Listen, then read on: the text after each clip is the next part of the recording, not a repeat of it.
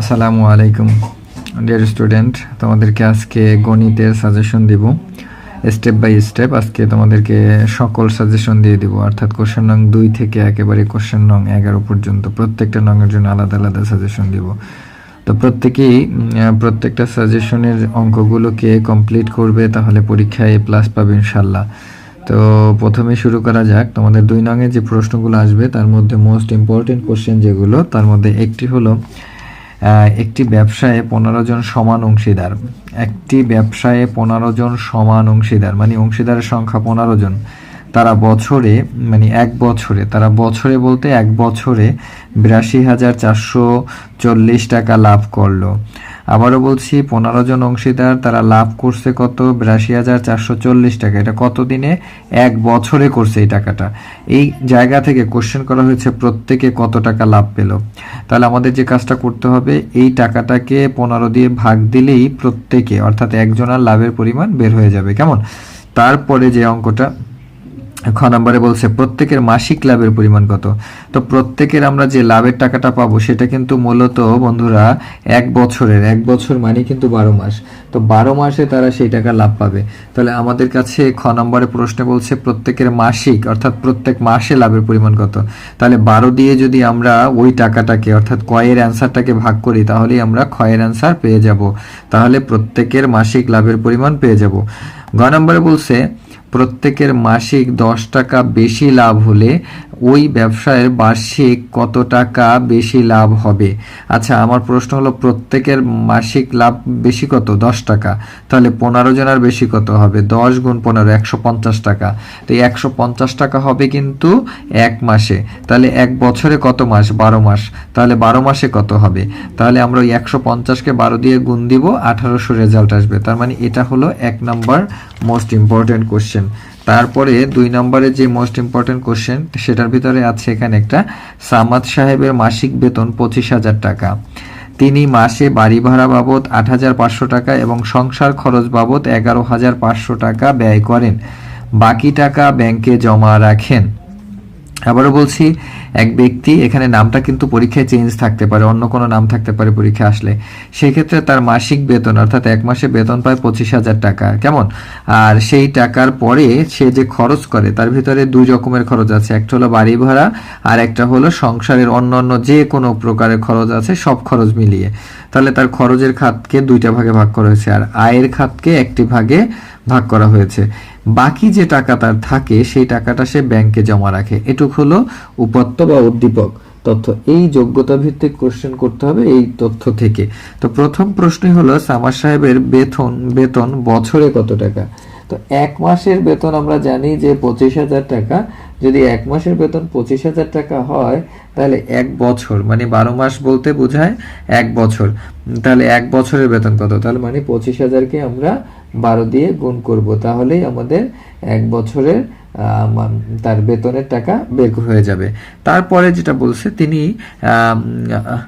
3 মাসে মোট কত টাকা খরচ করেন। তাহলে এক মাসের খরচের টাকা আমরা বের করব। এক মাসের খরচের মধ্যে আমরা কিভাবে বের করব? এই 8,500 এবং এই 11,500 এই দুইটা যোগ করলে 20,000 আসে। এই 20,000 টাকা কিন্তু এক মাসে খরচ করে।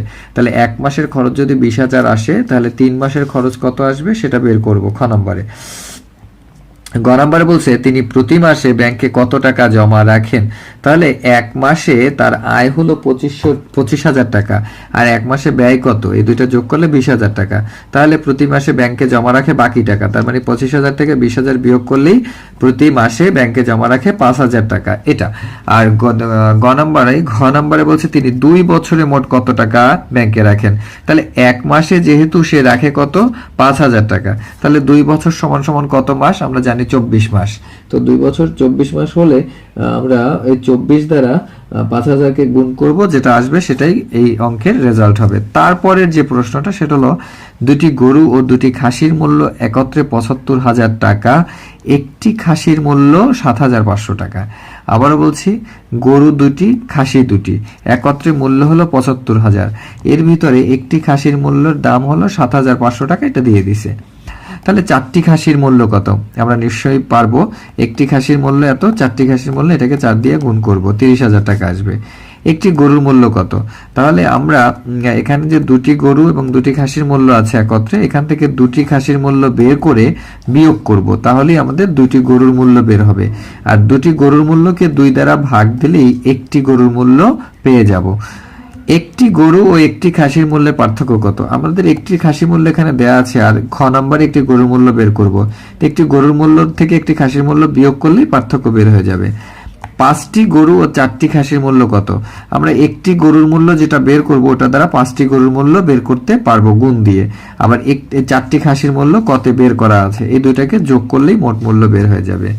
তারপরে যে প্রশ্নটা সেটা হলো, জাহির সাহেবের মাসিক আয় 8,500 টাকা, ওই আগের অঙ্কটার মতো, টাকার অ্যামাউন্ট একটু আলাদা।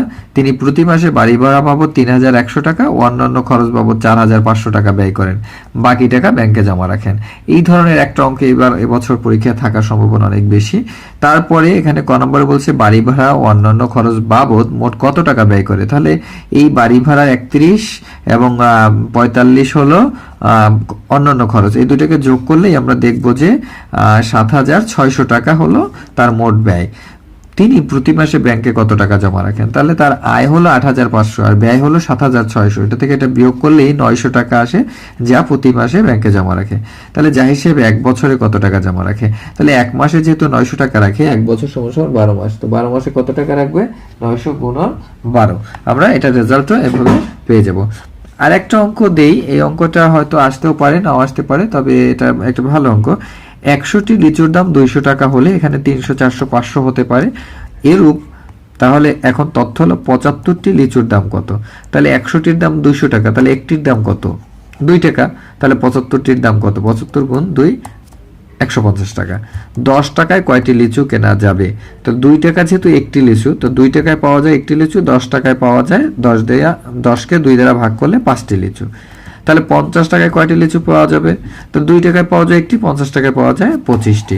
এটা হলো এই তোমাদের জন্য 2 নংয়ের সাজেশন হলো এটা। কেমন? আমরা এরপরে ভিডিওতে 3 নং দিব। কেমন?